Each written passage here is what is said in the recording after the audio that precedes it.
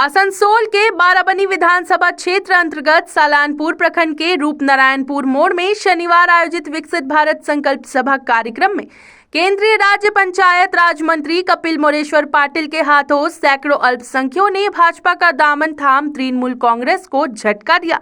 शनिवार सुबह केंद्रीय राज्य पंचायत राज मंत्री कपिल मोरेश्वर पाटिल प्रखंड के रूपनारायणपुर विकसित भारत संकल्प सभा में बतौर मुख्य अतिथि के रूप में पहुंचे, जहां मंत्री के हाथों जिला अल्पसंख्यक ऑब्जर्वर अकबर खान के नेतृत्व में आसनसोल रेल पार बाराबनी गोरंगडी के सैकड़ों अल्पसंख्यक महिलाओं एवं पुरुषों ने भाजपा का झंडा थामकर पार्टी की सदस्यता ग्रहण की।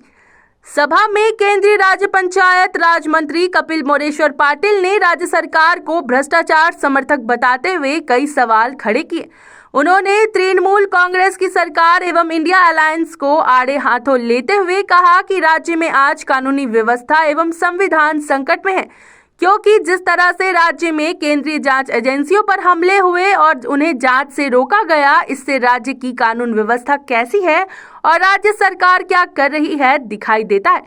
उन्होंने कहा कि तृणमूल कांग्रेस ने राज्य की अल्पसंख्यकों को सिर्फ वोट बैंक के रूप में इस्तेमाल करते आ रही है, लेकिन ये अब जग जाहिर हो गया है, इसलिए राज्य के अल्पसंख्यक समुदाय मोदी जी के साथ हैं। मंच से आसनसोल दक्षिण विधायक अग्निमित्रा पाल ने कटाक्ष करते हुए कहा कि काकू तो अंदर है और कितने काकू काकीमा को अंदर जाने से आप बचाएंगी, धीरे धीरे सब कानून के गिरफ्त में होंगे। भाजपा के सभा को लेकर तृणमूल कांग्रेस ब्लॉक अध्यक्ष मोहम्मद अरमान ने कहा कि चुनाव नजदीक है, इसलिए दिल्ली से भाजपा नेता क्षेत्र में फोटो खिंचवाने आ रहे हैं और मुझे नहीं लगता कि सालानपुर प्रखंड से कोई अल्पसंख्यक तृणमूल कार्यकर्ता भाजपा में शामिल हुए हैं। बाहर से लोगों को लाकर यहां भाजपा में शामिल करना क्षेत्र में तृणमूल कांग्रेस की मजबूती को दिखाता है। इस दौरान सभा में कुल्टी विधायक अजय पौदार, पश्चिम वर्धमान भाजपा जिला अध्यक्ष बप्पा चटर्जी समेत अन्य नेता मौजूद थे। बाराबनी से सत्यनारायण सिंह की रिपोर्ट। ওদের একটা আজকে তো মিটিং ছিল গভর্নমেন্ট, এটা জানি আমি, কিন্তু কারা কারা জয়েন করলো, কেন করলো, এটা আমার কাছে সেই তথ্যটা এখন আসেনি। নিশ্চয়ই আমরা খোঁজ খবর লাগাবো। তবে যেগুলো ওরা বলছে যে মাইনরিটি সালানপুর থেকে জয়েন করেছে, আমার মনে হয় না কেউ জয়েন করেছে।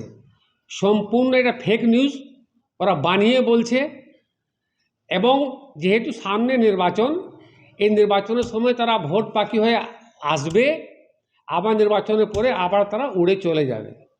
এবং যদি কেউ জয়েনিং করে থাকে, জানি না, আমাদের খবর নেই, যদি কেউ জয়েনিং করে থাকে ভোটের পরে আবার তারা ঘুরে চলে আসবে। এ ভোট চলে এসছে, দেখুন তারা অনেক নাটক করবে। তো তৃণমূলের কি কারো যাওয়ার কোনো আছে সম্ভাবনা আপনারা কি? না না না, এমনি কোনো কিছু। আরে আমাদের যত কর্মী সবাই আমরা একনিষ্ঠ কর্মী, আমরা দিদির সৈনিক, আমরা বিধান উপাধ্যায়ের কর্মী। আমাদের যেভাবে দল আমাদেরকে সাজিয়ে গুছিয়ে রেখেছে, যেভাবে আমরা মানুষের পাশে দাঁড়াচ্ছি, কোনো চান্স নেই যে আমাদের কোনো কর্মী বিজেপি জয়েন করবে, এটা কোনো সম্ভাবনা নেই। এটা সম্পূর্ণ মিথ্যা কথা।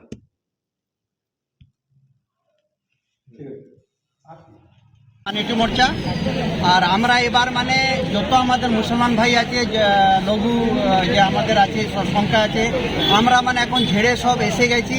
আর আমরাকে দেখে কেউ থামতে পারবে না। আমরা মিস্টার নরেন্দ্র মোদীজিকে আমরা সম্মান করছি আর সম্মান করব আর করছি। আমরা প্রথম থেকেই এখন মানে বিজেপিতে আমাদের যত মুসলমান ভাইরা আছে এখন সব বুঝে গেছে যে টিএমসি আমাদেরকে কি ধোকা দিচ্ছে, আমাদেরকে মানে একটা মানে লালচ দিয়ে রেখেছে যে আমি আছি, কিন্তু কিছু আমরা পাচ্ছি না। আমরা মানে ঝেড়ে আমাদের মানে সমর্থন করব। আমাদের 2024 সালে আমাদের যত সিট আছে বেঙ্গলে সবই আমরা মানে বিজেপিকে জিতাবো। আর আমরা যত মুসলমান ভাই আছে সবই সাথ দিবে। আর এবার আর কিছু হবে না, এই ধোকাবাজি চলবে না। এরা নিজে মানে ভ্রষ্টাচার করে এখন পয়সা লুটে লুটে সব নিজে বাড়ি বানাচ্ছে, গাড়ি বানাচ্ছে, আর সবই নিয়ে বাড়িতে ঢোকাচ্ছে। ইডি যখন যাচ্ছে ছাপা মারছে তখন ওকে তাড়াচ্ছে। এটা কোনো দেখেছে? কেন যাচ্ছে ইডি যাচ্ছে, ইডি দেখছে যে মানে তোমাদের কাছে কি আছে না আছে। কালকে তোমাদের কাছে একটা পুরনো সাইকেল ছিল না, আজকে তোমাদের বাড়ি আছে, গাড়ি আছে, পয়সা আছে, এসব কোথায় থেকে ইডি যখন ছাপা মারছে কোটি কোটি টাকা ওদের কাছে পাচ্ছে, কি করে পাচ্ছে? এই পাচ্ছে কেন? এই যে আমাদের জনতার হাত মেরে, আমাদের গরিব লঘু সংখ্যার হাত মেরে এরা মানে কোটি কোটিপতি হতে চলেছে। আমরা আর হতে দিব না। আমরা এখন সবাই যত আমরা মুসলমান ভাই আছি সবাইকে আমরা রিকোয়েস্ট করছি যে সবাই মানে এবার আমরা 2024 সালে মানে আমাদের যে আমাদের প্রধানমন্ত্রী হাতটা মজবুত হবে আর মজবুত করব। আমাদের জেপি নাড্ডা সাহেব, আমাদের অমিত শাহকে আমরা মানে যোগদান দিব। আমরা সব সাথে আছি। আমরা কোনো দিন আর কোনো পার্টি হাতে যাব না। আর আমরা মানে সব সময় বিজেপির সাথে আছি আর থাকবো। কি নাম আপনার? আমার নাম হচ্ছে দিলবারজান খান, ভাইস প্রেসিডেন্ট। জয়েন করেছেন? এখন 100 জনের উপরে। মঞ্চে জায়গা ছিল না, কম লোককে দেওয়া হয়েছে, বাকি সব বাইরে আছে। কোন বিধানসভায় ছিলেন আপনি? আমি বারাবণী বিধানসভা। কি নাম আপনার? আমার নাম আকবর হোসেন। সংখ্যালঘুদের মধ্যে একটা ভয় আছে এনআরসি নিয়ে, আর আজকে হয়তো মুসলিম সম্প্রদায় জয়েন করেছে, এটা নিয়ে কি বলবেন? যেটা সংখ্যালঘুর মধ্যে ভয় আছে এনআরসি নিয়ে, এটা শাসক দল, এখন বর্তমানে যে শাসক দল আছে এটা বোঝানো হচ্ছে বিজেপি যে এনআরসিতে আপনাকে বের করে দিবে, চলে যাবে, মসজিদে আজান বন্ধ করে দিবে, এখানে বন্ধ করে দিবে।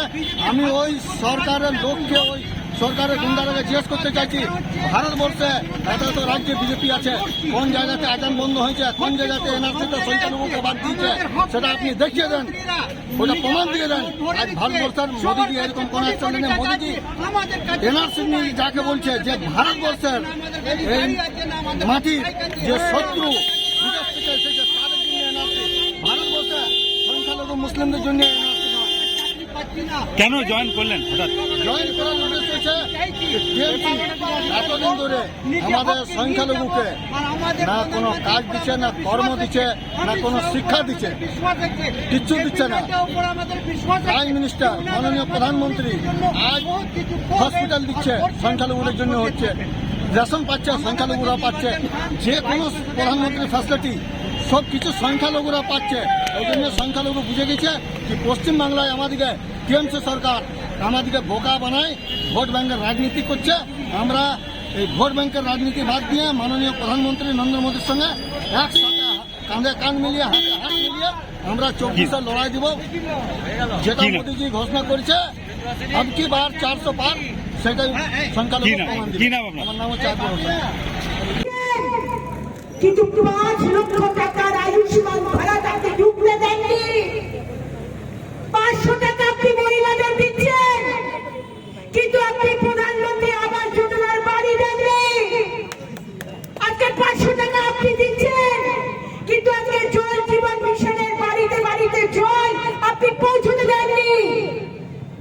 এর প্রতিশোধ গড়ায় গন্ডায় বাংলার মানুষ নেবে। 2024 লোকসভা ভোটে অপেক্ষা করুন। আর এই টিএমসি দল আর এই ব্যানার্জি পরিবার আর বেশি দিন নেই, বিশ্বাস করুন, বেশি দিন নেই। সব কটাকে আমরা জেলে ঢোকাবো, সব কটাকে। তাই এই লড়াই আমাদের চলবে।